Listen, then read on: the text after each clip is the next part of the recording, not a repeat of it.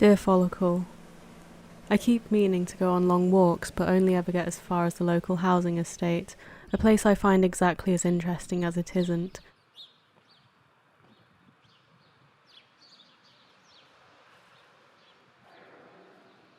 A place where, instead of walking, I find myself just standing and staring at what precious little there is to stand on and stare at, picturing myself in the vague post-war 20th century zeitgeist that threw up inhuman blocks like this and cried, "I dare you to call me inhuman," feeling what about them, I wonder.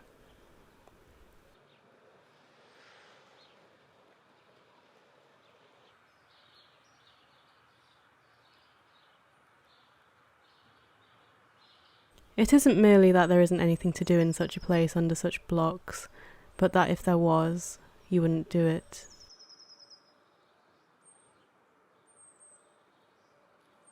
I listened to a German podcast arguing in favour of internet censorship on the grounds that only scoundrels stand to benefit from not being censored on the internet. Normal people, the podcast argues, stand to gain enormously by being censored on the internet.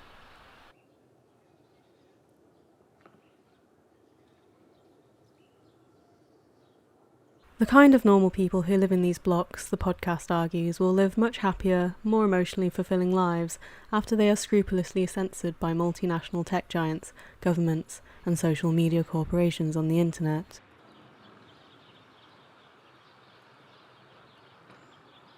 None of the normal thoughts and opinions inside the normal people living inside these blocks and using the internet ever go against the interests of multinational tech giants, governments and social media corporations, an expert says, with expertise, except in cases where they wish to incite sheer demagoguery, and it would be sheer demagoguery to object to some loving, caring censorship of their posts.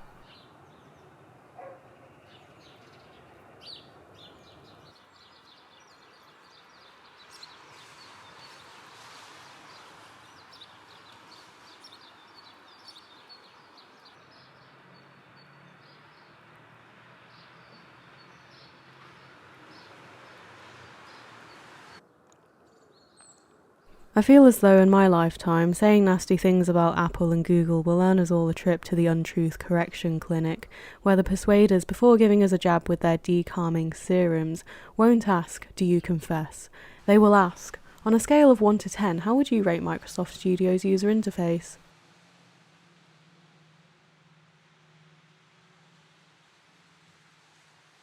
I sometimes ask myself whether I would prefer to have some outsourced, underpaid YouTube employee in Singapore or India checking through videos like this one for unacceptable beliefs, or whether I would prefer to have an overpaid member of my own government do it.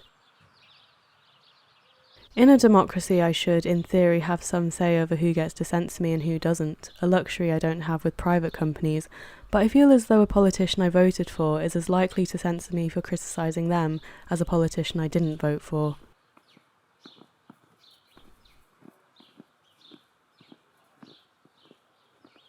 I am reading Rosa Luxemburg's The Accumulation of Capital at the moment. I wonder whether there's some hidden rule in leftist literature that as soon as you claim to stand for the working class, you must develop a prose style that alienates the working class as much as humanly possible. I wonder whether the prose style developed by Marxists in the industrial age was meant to recreate the feeling of doing a completely soul-destroying job and gradually losing all critical faculties and sense of self.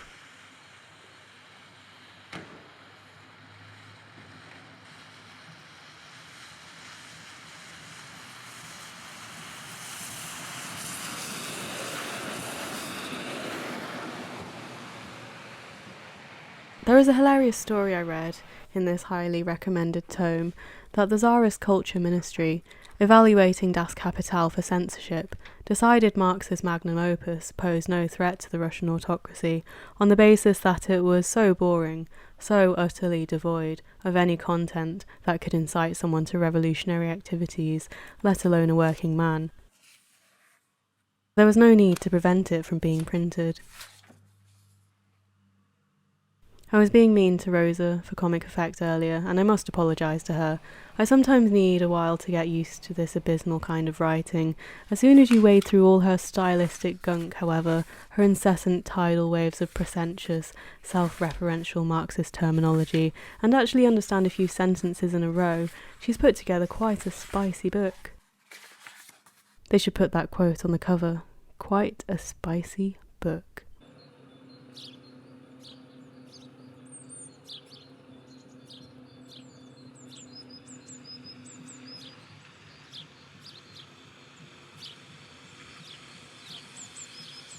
Most Marxist literature, like most medieval theology, is absolute garbage and unreadable for anyone with an ounce of curiosity or inquisitiveness. It is hideous and soul-evaporating garbage. It is quite moving to catch these snippets of a genuine personality in Rosa's work, under the dogmatic filth of her critical tradition, as it is with Thomas Aquinas, for instance. Marx himself, whose prose I also sometimes like, I imagine as a struck-up know-it-all, unable to endure a sentence and a half of anyone else's chatter before interrupting them with a half-hour of screaming. I imagine Rosa as a more patient kind of fury, able to bear hostile chatter with an air of exalted disdain, before retaliating with devastating precision. This, I think, is a woman who spent her entire life in a state of mild irritation, like someone trying to untie a kilometre jumble of cables. Although both of them, master and disciple, would eventually have been censored in every nominally Marxist nation you can name, Rosa would definitely have had the honour, in each case, of being censored first.